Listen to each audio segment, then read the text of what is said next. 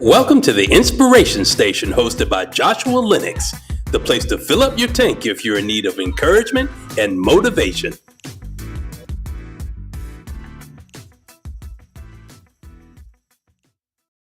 Hey, everybody. It is Friday, November the 7th. Y'all, November the 7th, we are moving quickly and swiftly and suddenly from day to day. Y'all, I hope that you are having a wonderful Friday so far. So glad that you're stopping by and sticking in some time or sharing some time with me. Because again, y'all, I know this is your favorite time. Y'all have been antsy. You can't wait to get to the day, and I'm so thankful for it. And again, we don't have to tell anybody. We can just keep it between us.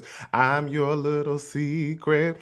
Well, no, I'm not, because you should just tell everybody about what we're doing here on the Inspiration Station. So ain't no secrets here. But anyway, welcome to the Inspiration Station, y'all. We're going to actually dive right on in. I wanted to do something a little special, different today.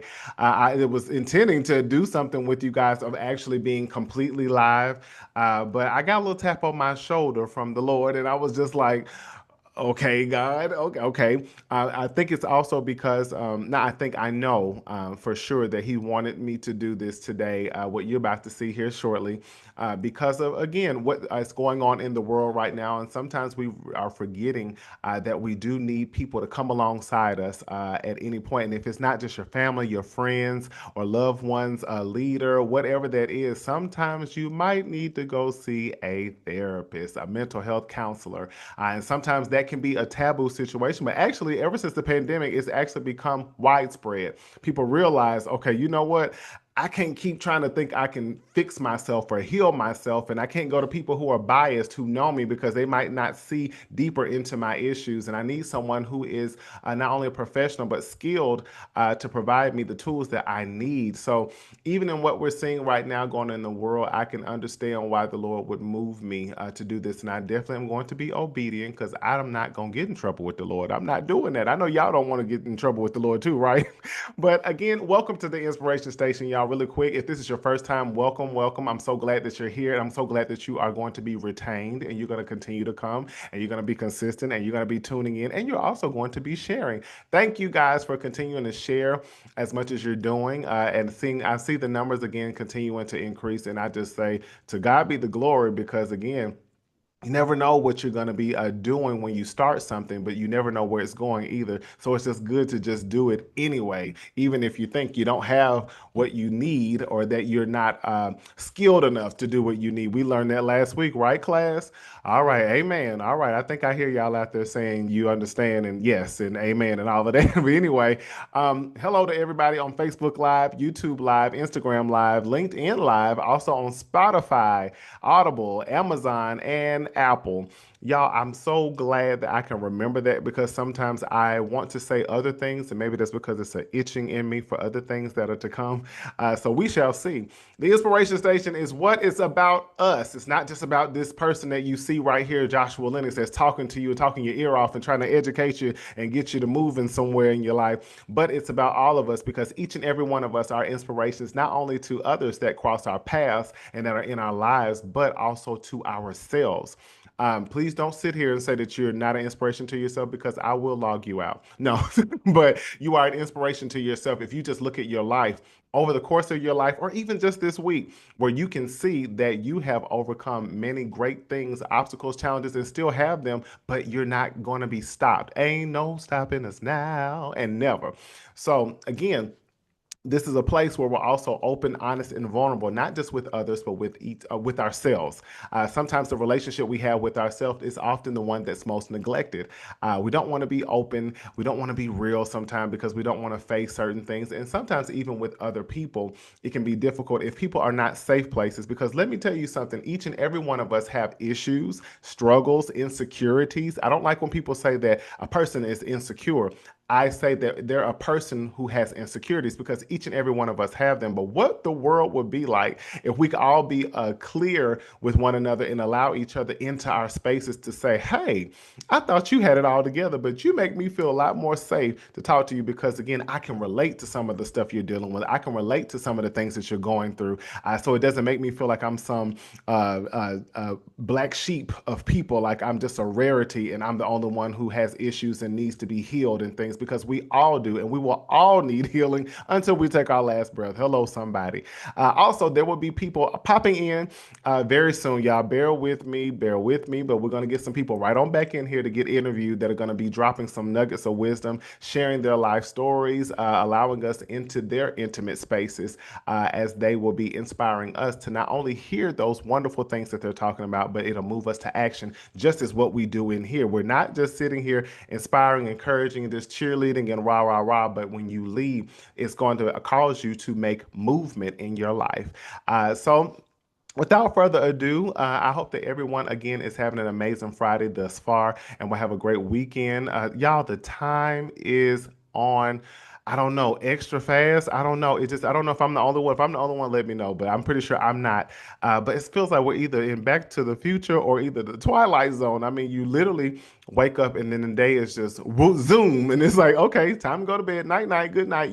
So without further ado, y'all, have something special I want you all to take a look at, and I will be back with you as soon as it's over. But what this is something that I was blessed to be a part of with Mount Zion Church in Nashville, Tennessee, under the leadership of Bishop Warren Walker III. I'm gonna say his full name, Bishop Joseph Warren Walker III. And what this is correlated to is Mental Health Monday, which takes place in the month of May, which is Mental Health Awareness Week. If you did not know that, now you know. If you don't know, now you know. But May is the month of mental health awareness. So there are Mental Health Mondays that take place under the leadership and facilitation of Pastor Katina Parrish Clark. And she is a phenomenal, on fire person, which you're going to see in just a minute. I had the privilege and the blessing of being able to be a part of this wonderful segment. It's short, so y'all, I will be back soon. So hold your horses just a little bit. I know y'all wanted me to be live. I'll be right back. Me and you was never apart.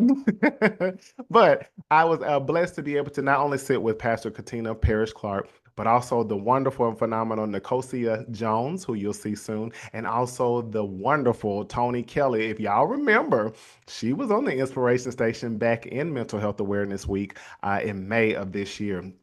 Y'all, that was in May, and here we are in November. I can't believe I'm saying this, but without further ado, I said ado. Lord, y'all, what is wrong? Without further ado, that's right. That's right. That's right. Yeah, we're going to go with it, even if it's not. But now I want to introduce to you the Mental Health Monday, from hesitation to healing, the beginning therapy with ease.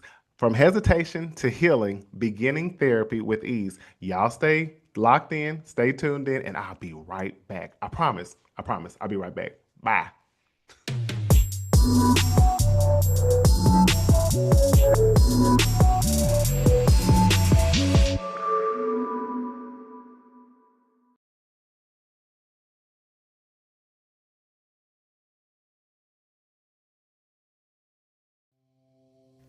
Well, hello, and welcome to our final Mental Health Monday moment. This week's title is From Hesitation to Healing, Beginning Therapy with Ease. All month long, we have covered varied topics, and today we want to tie a bow on them so that if any of our hearers have been out there and you feel like you need counseling or you know someone who needs counseling, we want to make sure that you know every step to take in order to get connected. So we want to take this journey together towards healing. And today we have 3 therapists with us with varied backgrounds and certainly a wealth of knowledge to help us to accomplish this goal. Today we have with us Nicosia Jones Johnson, who's a clinical therapist and CEO and founder of Visions of Wellness. We also have Joshua Lenox, who is a licensed clinical mental health counselor. And finally, we have Tony Kelly, who is a licensed clinical social worker and owner and CEO of Tony Kelly Counseling and Consulting. Thank you all for joining us on today to dive into this topic. Thank you for having us. Yes, thank you so much. I know that God has deposited so much inside each and every one of you, and not only your experience, but your expertise can help us to speak to this topic today. So, kind of want to just dive in, right? Y'all ready? Yeah, we're ready.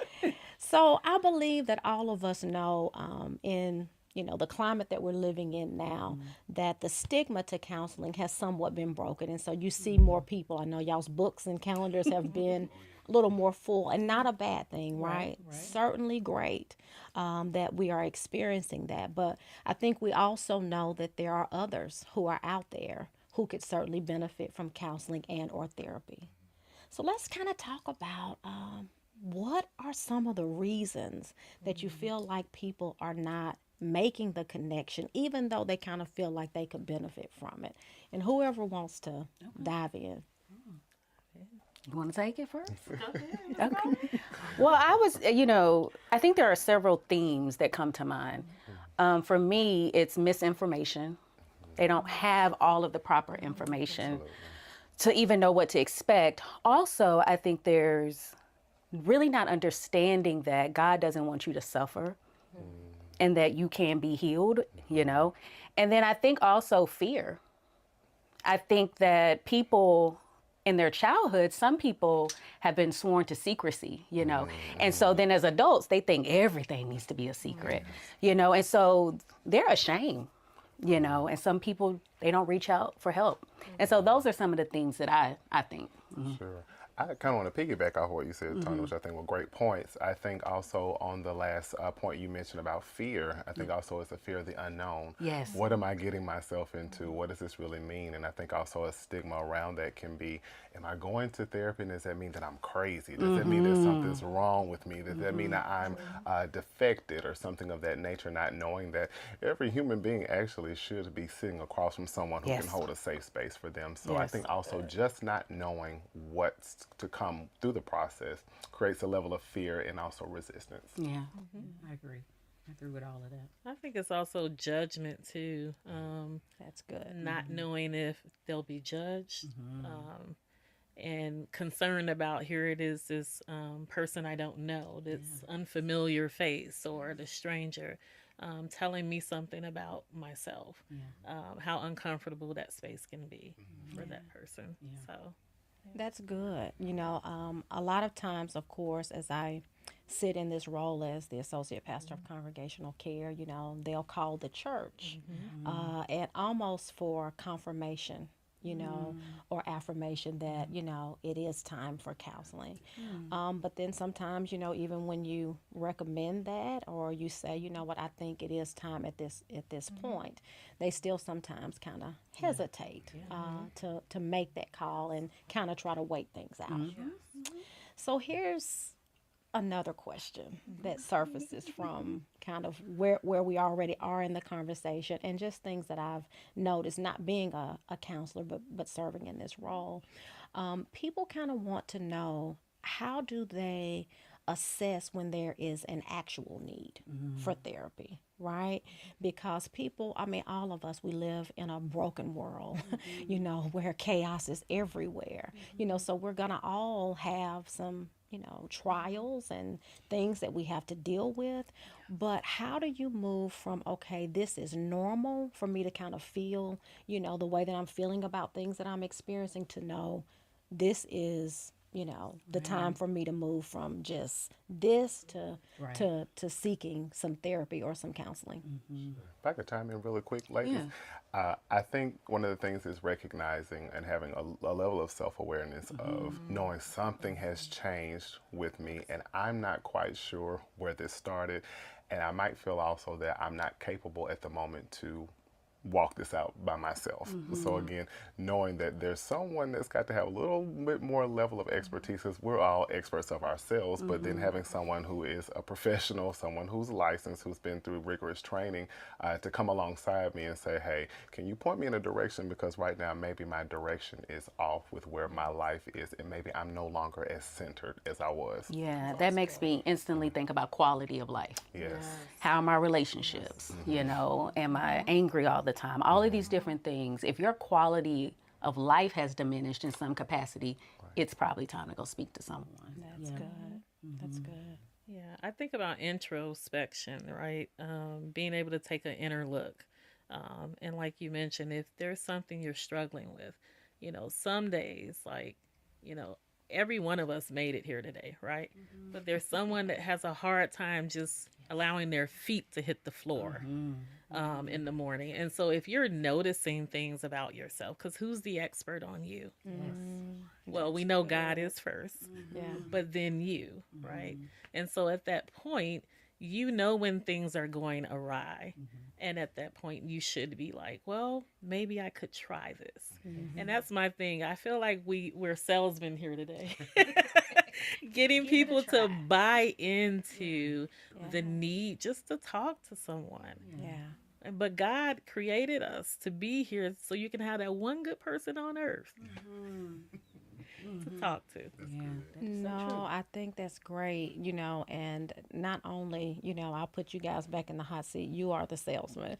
But, I think it is really healthy.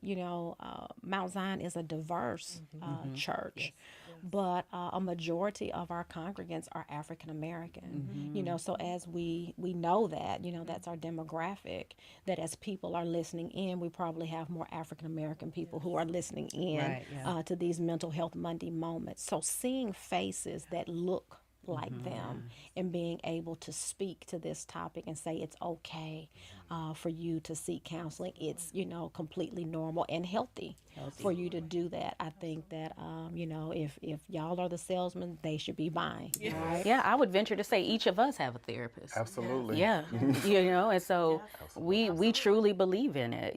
We talk to someone on a consistent basis. It's important.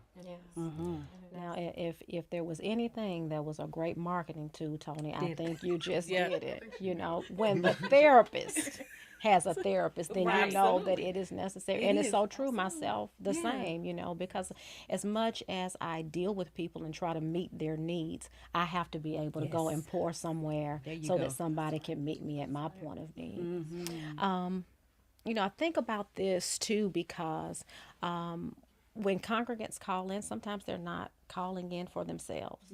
They're calling in for somebody in their family that they have noticed something may be off with them, So talk about how do individuals get loved ones connected? Because I think we all know that as adults, you cannot make anybody go to counseling, but the loved one feels so helpless when they cannot help their loved ones. So can we give people something to hold on to as far as charting out a path to helping the loved one that they know stands in need of something? I can say I've gotten people to kind of look at possible, sometimes support groups, right? Sometimes we have to start on a small scale. They may not be ready to sit on that couch in the therapist's office, but maybe they'll sit amongst a group and listen. And so that might be helpful.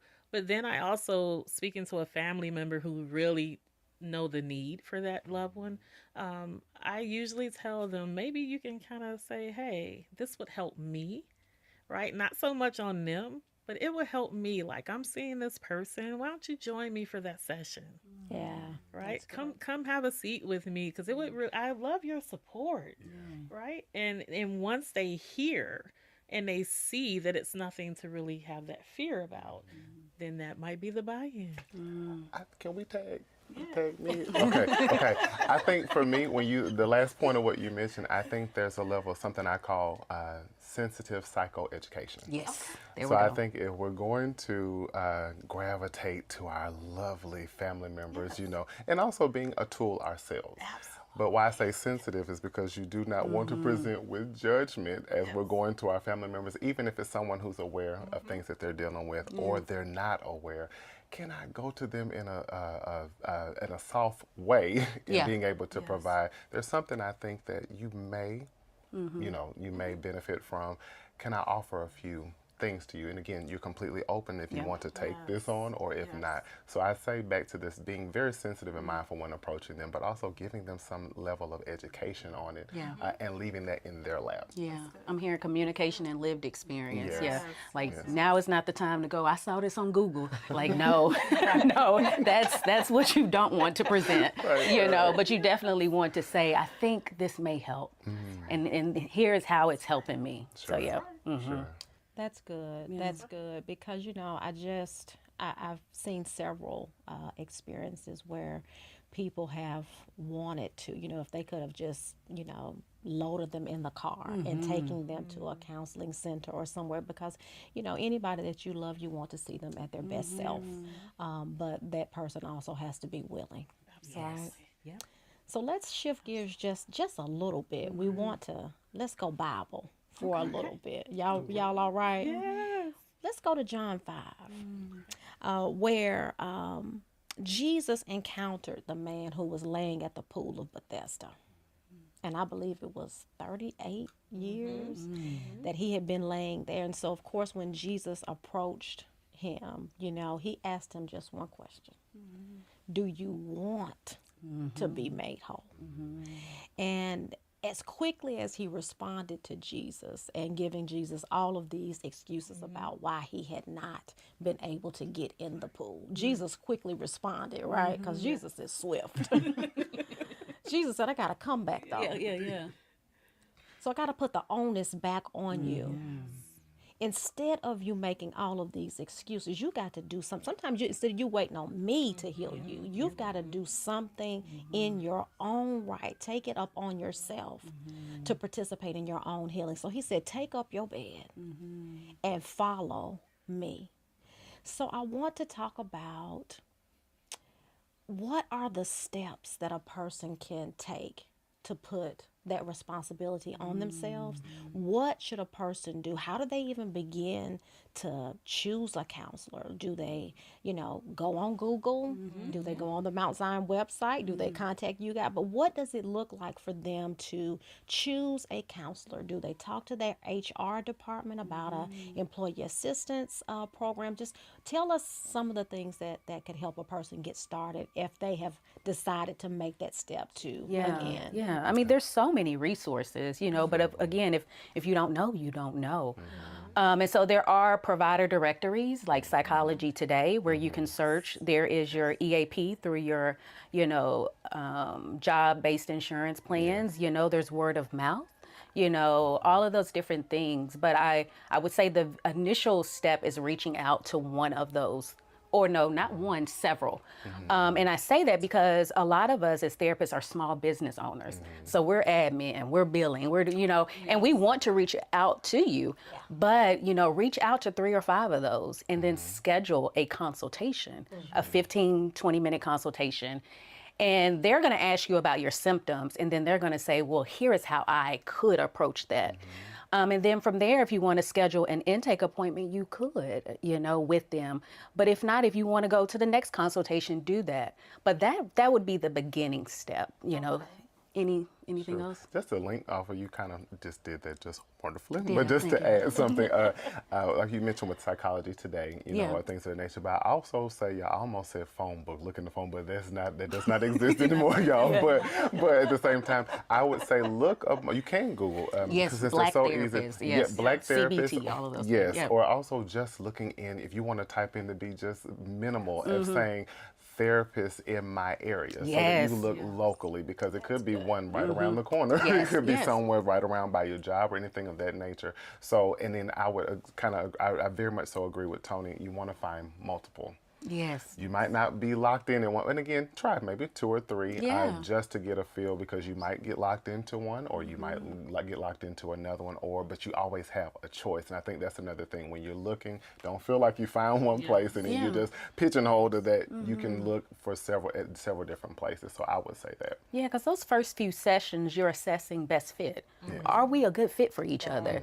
And so if you feel like this is not a good fit, then hey, let's find you someone who would be a better fit. Absolutely. Because your counselor, you can't just close your eyes blindly and just say, okay, I'm going to pick this one here, like pin the tail on the donkey. You want to find a counselor almost like you're looking for a hairstylist. And y'all know we don't let everybody fool with our hair. We want to make sure that that counselor fits exactly what we need, that we're very comfortable with them.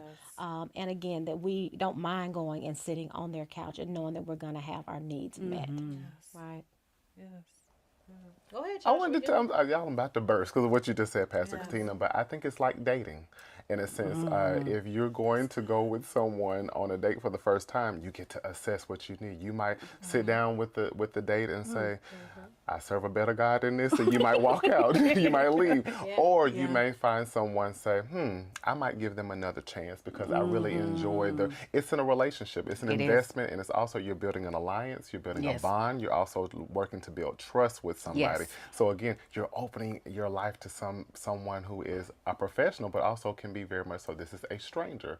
So in some way, you're learning I've got to be open, honest, and vulnerable with someone I don't know. So that takes time. Is you have to build that relationship, but you get to choose to say, do I want to remain in this relationship that I'm starting off, or do I feel like I might need to shift gears and go to the next, try someone else? Self-advocacy.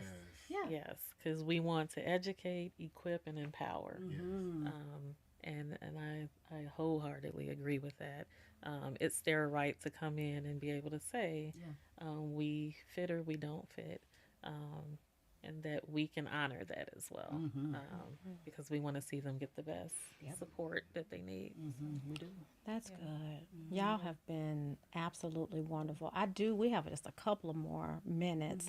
And I would like for us to close out just by addressing just one last concern. You know, now they've found the counselor. They have gone in. They have received a treatment plan. Right? Everything's laid out, you know, for them to be able to follow. How important is it for them to stick to that treatment plan?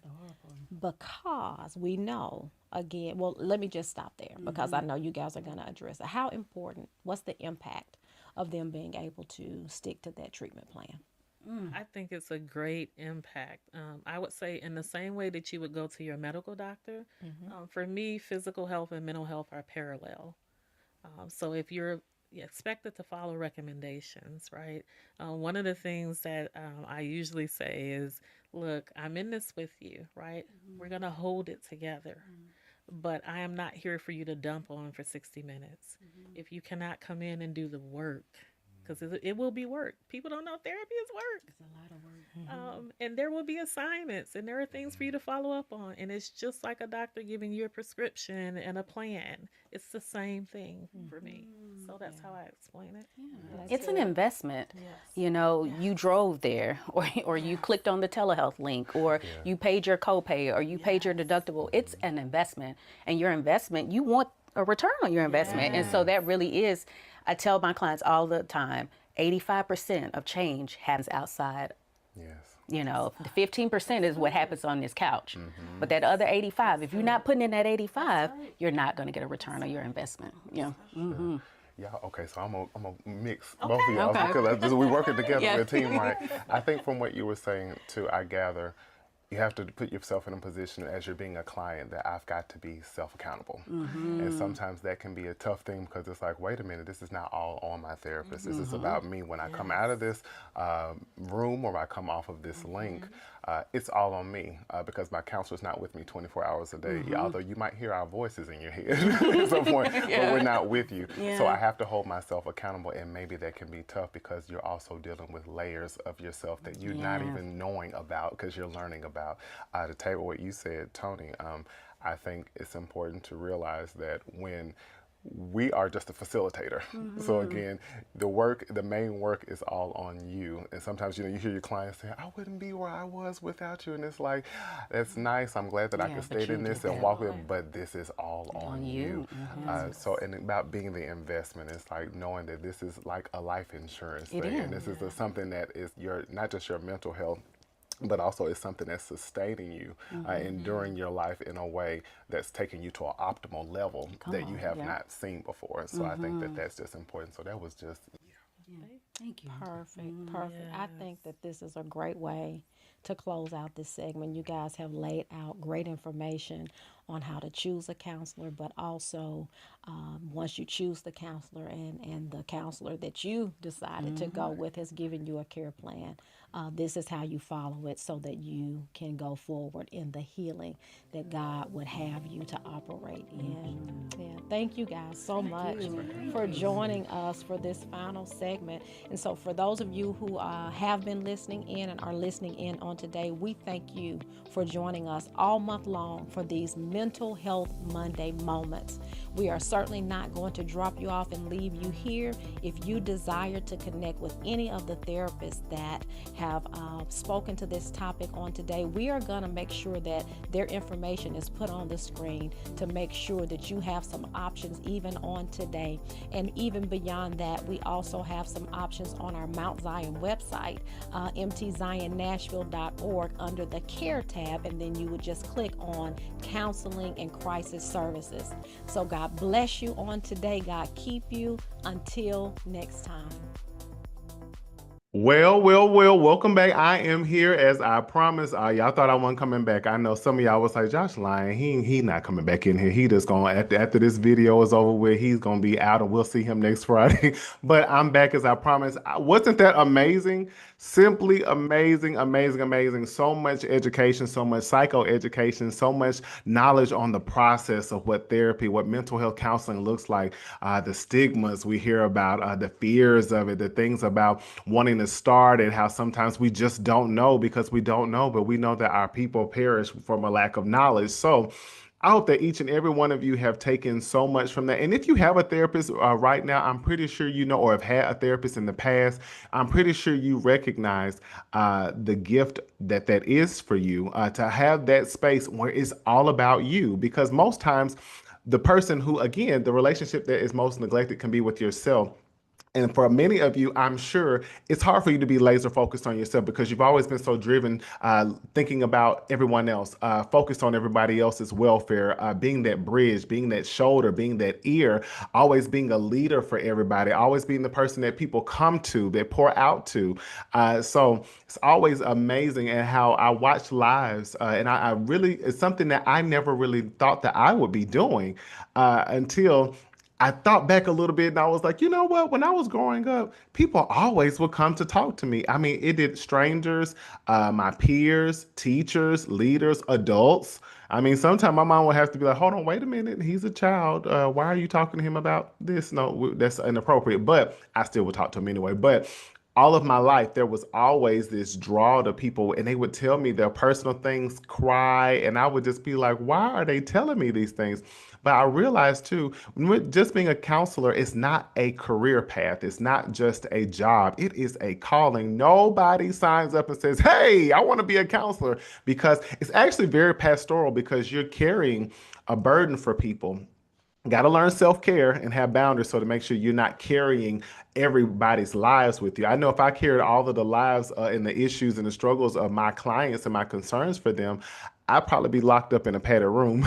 But I learned you have to learn how to care for your clients and not carry them. Sometimes, though, you do, but most of the time you do carry a burden for your clients and for healing, being a facilitator of healing to other people, many people. So it's not an easy thing, but it's something that I've been graced with, and every therapist, every mental health counselor, they've been graced to do that. And some people have always asked me, I don't see how you do what you do, because I'll be a wreck hearing all the stuff that you hear. And I'm like, well, again, you're a person who is a barber or a cosmetologist or anything like that. You don't see how they stand on their feet all day performing things with someone's hair or over their head, but they've been graced to do that just as much as I've been graced to do this. Just one of the things I can do that God has blessed me with. But it's no joke, but it's also a heart's passion. It's a passion of mine.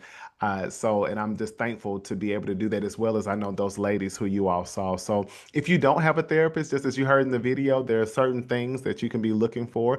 And I would say too, take your time. You don't have to rush into anything. Sometimes it's hard, especially if you have trust issues, it's hard to go lay out your life to somebody who you don't know. And although they're a professional, if you remember me even saying that in the video, it can be hard, because it's like, yeah, you're a professional, but I don't know you personally.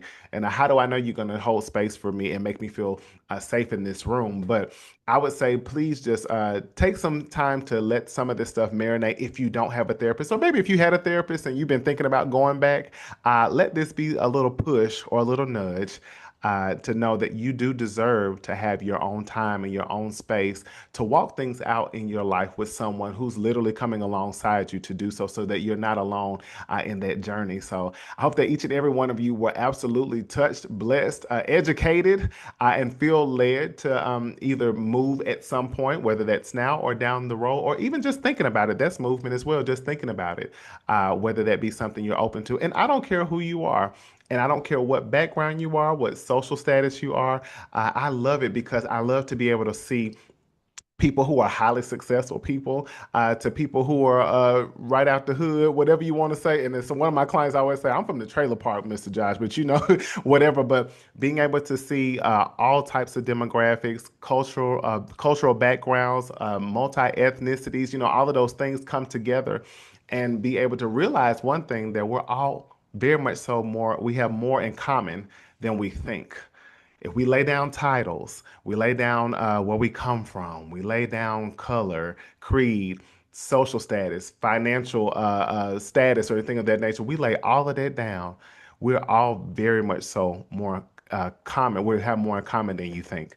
And I see that all the time. And I'm thankful for that. When you get to see the person take the mask off, some people you see that are so great and you revere them so much, you have no idea what's under some of that. And sometimes they don't feel safe to go to anybody to be able to make an alliance, build a trust and a bond with, that they don't think that they're going to be dropped or anything like that. So happy Friday once again. I really love each and every one of you, and I hope that you're going to take this and share this as much as you can to whomever. I hope that you have a safe weekend. I will see you right back here at what time on next Friday? Y'all need to speak up. Friday at 7 p.m. Eastern Standard Time, 6 p.m. Central Standard Time, 5 p.m. Mountain Time, and 4 p.m. Pacific Time. So I look forward to seeing you right here on the Inspiration Station, where we do what? We upsize in 2025. I don't think I said that earlier. It doesn't matter. I said it now. Y'all already knew that. And always, as I tell you, you've always been great. You're just getting better. You have always been great. You're just getting better. And also, you're finally coming into true knowledge of that and embracing it. So I will see y'all next Friday. Love you much. We need the unity now more than ever. And guess what? We gonna be all right. See y'all later. Bye.